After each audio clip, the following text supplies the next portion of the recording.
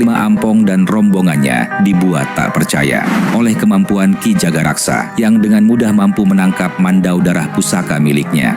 Dan kali ini, pertarungan kedua pria hebat itu menuju puncak kekuatan mereka.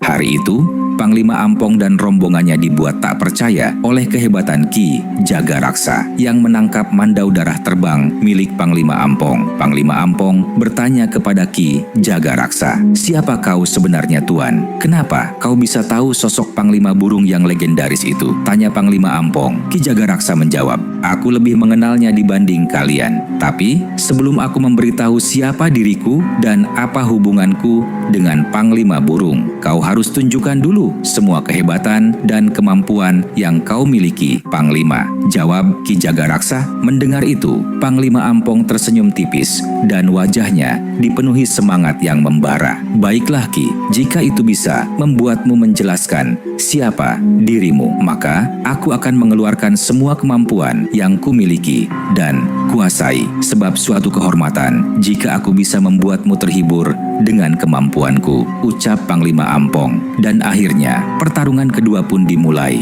Panglima Ampong berdiri dengan posisi yang seakan tak memiliki celah kelemahan. Ia merapalkan sebuah mantra, mengangkat mandau pusakanya ke atas, dan kemudian udara di sekitar bergetar. Ia melesat cepat bagaikan cahaya, menyerang bak petir yang menyambar tubuh Ki Jagaraksa. Ki Jagaraksa hanya menghindari setiap serangan itu sebelum akhirnya Ki Jagaraksa menghempaskan satu tangannya ke arah Panglima Ampong yang membuat tubuh Panglima Ampong terpental membentur pohon besar. Panglima Ampong terduduk lemah dan Ki Jagaraksa kembali menyerang ke arahnya. Kali ini Ki Jagaraksa mengeluarkan pusaran asap hitam di tangannya. Kemudian ia hempaskan ke arah Panglima Ampong. Ledakan besar pun terlihat menghantam Panglima Ampong. Pohon terbakar hebat dan para rombongan Dayak terdiam, tak percaya. Mereka menahan tangis melihat sosok Panglima Ampong terbakar menjadi abu. Suasana hening seketika. Ki Jagaraksa hanya berdiri diam dengan wajah waspada, seolah ia tahu jika Panglima Ampong belum kalah. Dan benar saja, tak lama sosok Panglima Ampong berdiri di belakang Ki Jagaraksa dengan bilah mandau berada tepat di leher Ki Jagaraksa. Semua mata terbelalak melihat kejadian yang luar biasa itu. Kemudian Panglima Ampong berkata, "Kau kalah Ki, mandauku sudah berada di kulitmu," ucapnya. Tepuk tangan dan sorak-sorai para pria Dayak terdengar. Ki Jagaraksa tersenyum bangga. Kemudian ia berkata, "Aku akui kehebatanmu Panglima, dan baiklah aku akan menjelaskan siapa diriku sebenarnya." Seketika sosok Ki Jagaraksa yang tadi berada di depan Panglima Ampong menghilang dan muncul kembali di balik pepohonan hutan yang rupanya sosok itu hanyalah bayangan Ki Jagaraksa. Panglima Ampong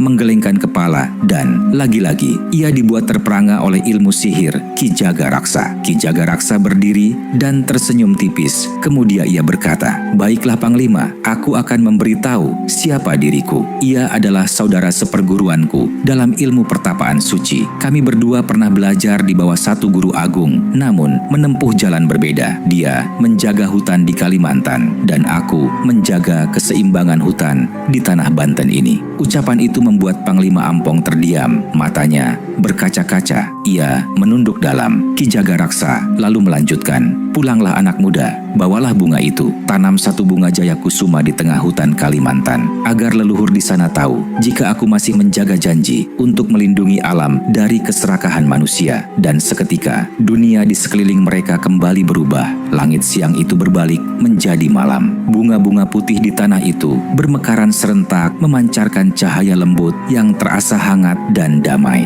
Panglima Ampong terduduk lemas. Ia sadar bahwa baru saja ia melewati ujian spiritual yang tak mungkin dilupakan seumur hidupnya. "Jika sosok itu berniat menghancurkanku," gumamnya lirih, "maka aku pasti telah lama lenyap tanpa sisa sedari tadi." Tiba-tiba dari balik kabut muncul sosok pria Dayak yang sebelumnya hilang. Ia berjalan tertatih, wajahnya penuh air mata. "Aku masih hidup Panglima. Aku tak tahu di mana aku tadi, hanya kegelapan yang tak berujung. Tapi kini ini aku kembali." Panglima Ampong memeluknya erat. "Syukurlah, sepertinya kita semua telah masuk ke dalam ilmu ilusi Ki Jagaraksa." Dan akhirnya malam itu pun mereka memetik bunga Jayakusuma dengan penuh hormat. Dan ketika fajar menyingsing di ufuk timur, rombongan itu pun bersiap meninggalkan tanah Banten. Mereka berlayar pulang, membawa bukan hanya bunga suci, tapi juga pelajaran tentang keseimbangan, kerendahan hatian, dan kekuatan sejati yang lahir dari jiwa yang tenang.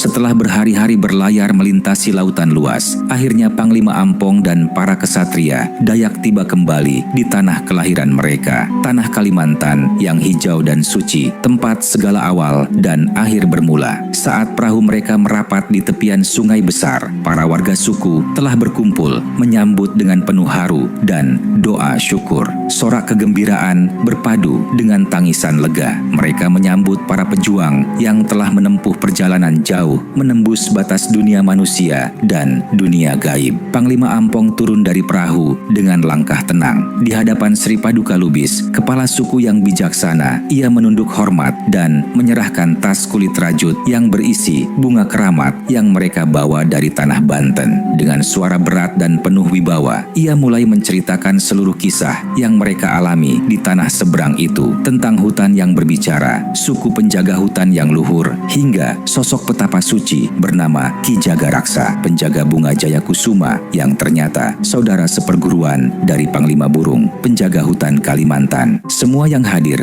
mendengarkan dalam hening, terpaku oleh cerita itu. "Tuan Kepala Suku," ucap Panglima Ampong, "sang petapa menitip pesan suci. Tanamlah satu bunga ini di tengah hutan Kalimantan sebagai tanda persaudaraan dua tanah suci, Kalimantan dan Banten."